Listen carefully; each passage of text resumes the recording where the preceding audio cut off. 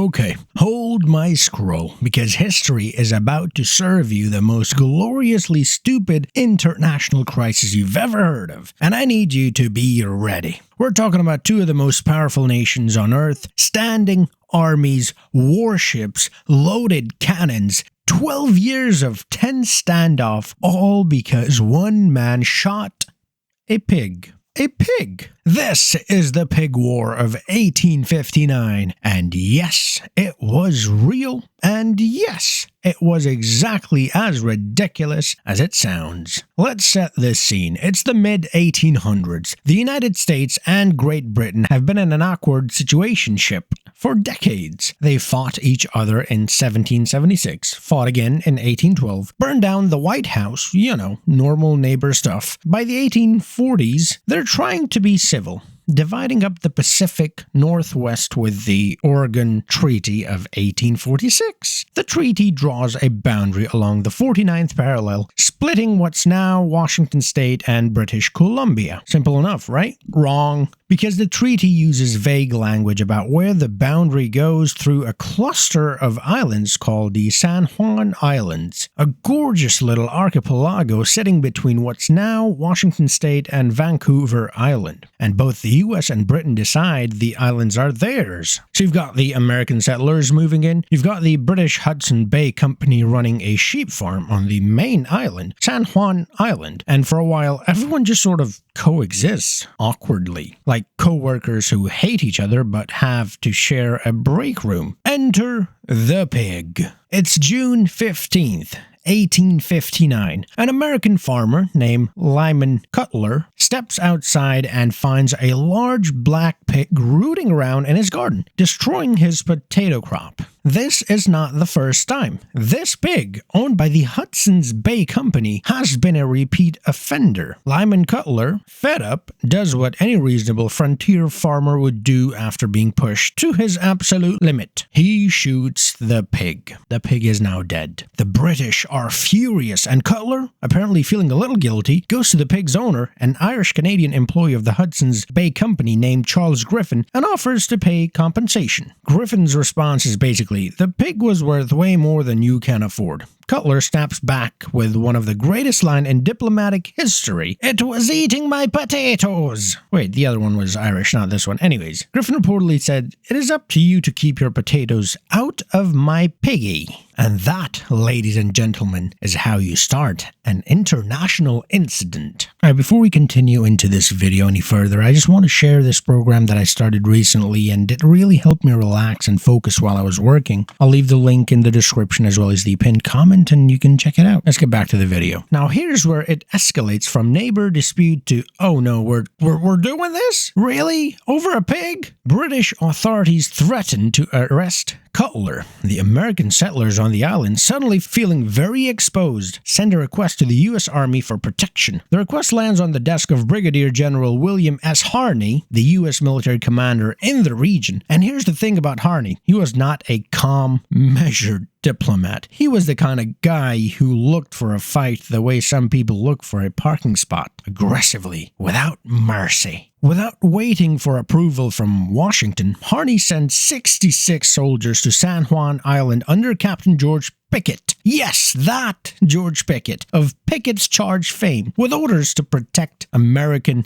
citizens. Pickett lands on the island, sets up camp, and declares it American territory. The British respond by sending warships. 3 warships. Then the Americans send more soldiers, and the British likewise sends more warships. At the peak of this standoff, triggered, let's remember, by potato crops and a pig. Here's what's sitting on and around this tiny island. On the American side, 461 soldiers, 14 cannons. On the British side, 5 warships, 2,140 men, 70 guns. That's ridiculous. Over a pig. Goodness gracious, someone hold me back. British Rear Admiral Robert Baines is ordered by the governor of Vancouver Island to land Marines and engage the Americans. Baines looks at the situation, looks at the order and says, and this is basically a direct quote, he refuses to involve two great nations in a war over a squabble about a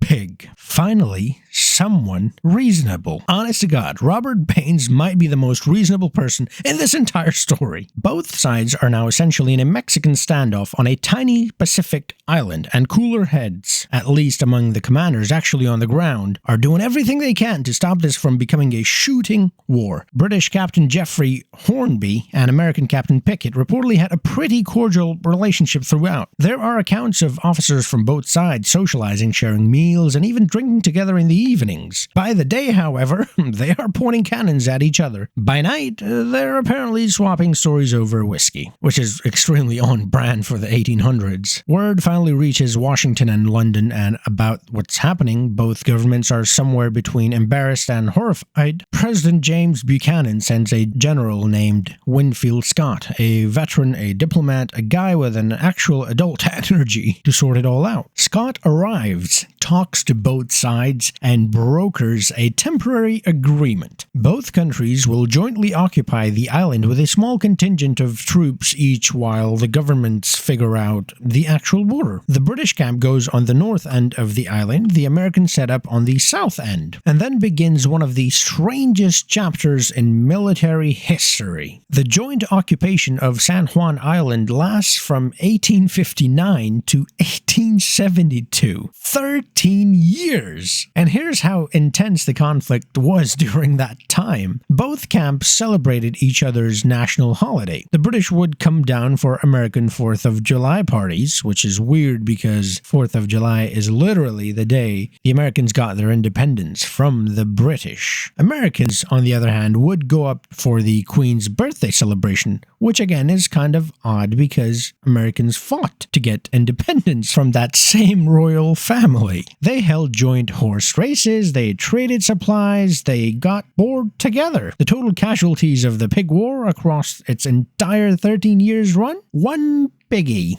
And some potatoes. That's it. That's the bloody body count. One pig who never asked to be a geopolitical flashpoint, and of course the potatoes are always a geopolitical flashpoint. Let's not even talk about them. So how does it end? How do you actually resolve a border dispute that's been marinating for over a decade? You call in the most neutral party you can find, Kaiser Wilhelm I of Germany. No joke. Both the US and Britain agreed to submit the San Juan Islands boundary dispute to international arbitration, with the German emperor serving as arbitrator. Wilhelm appoints a 3-person commission of German experts. They study the maps, study the 1846 treaty, and in October 1872, they rule in favor of the United States of America. The boundary runs through the Haro Strait, not the Rosario Strait, meaning San Juan Islands belongs to the Americans. The British soldiers pack up their camp, the Americans pack up theirs, everyone goes home. Except the little piggy. He, unfortunately, will never go home at this point. Lyman Cutlar, the man who actually shot the pig, had left San Juan years earlier. He never faced any legal consequences, he just kind of drifted off into history. The pig obviously was not available for comment, and neither the potatoes, which is odd because the potatoes normally have a lot to say. Here's the wild part though. This ridiculous, almost war over a pig actually matters, like historically. The Pig War is one of the first major examples of international arbitration successfully resolving a border dispute between great powers. Instead of going to war, two countries agreed to let a neutral third party decide, and they actually honored the result, which is very rare. That's kind of a big deal. The precedent set here helped shape how international disputes get handled, leading towards diplomacy and arbitration over just shooting each other. So the pig didn't die in vain. That pig died for peace. The pig was, in a very real sense, a martyr for international law. And I'm not even joking this time. That's the actual legacy of that pig and some potatoes. That's more than what I can say for myself. Today, San Juan Island is a U.S. National Historical Park. You can literally visit both the British camp and the American camp. They're preserved. There are trails, exhibits, and interpretive signs telling you the whole story. And somewhere on that island there is presumably a memorial to the only casualty of the entire conflict, a large black pig who just wanted some potatoes. They should have a memorial for the potatoes too, man. Potatoes' lives matter too, I guess. Anyways, if you made it this far, congratulations. You now know more about the geopolitical consequences of one angry farmer's potato garden than most history professors. This is what we do at Hold My Scroll. We dig up the wild, the weird, the forgotten, and the stories that sound absolutely made up, but actually aren't. History is unhinged, and we're here for every second of it. If you want more history that makes you go, wait, that actually happened? Hit the subscribe button, drop a like, and tell me in the comments, was Lyman Cutlar justified? Justice for the pig or justice for the potatoes? I genuinely need to know where you stand on this one. Until next time, history's got way more where that came from. Hold my stroll and give it a light tug. Before I go though, just a reminder, that program that I spoke of, it really did help me focus while working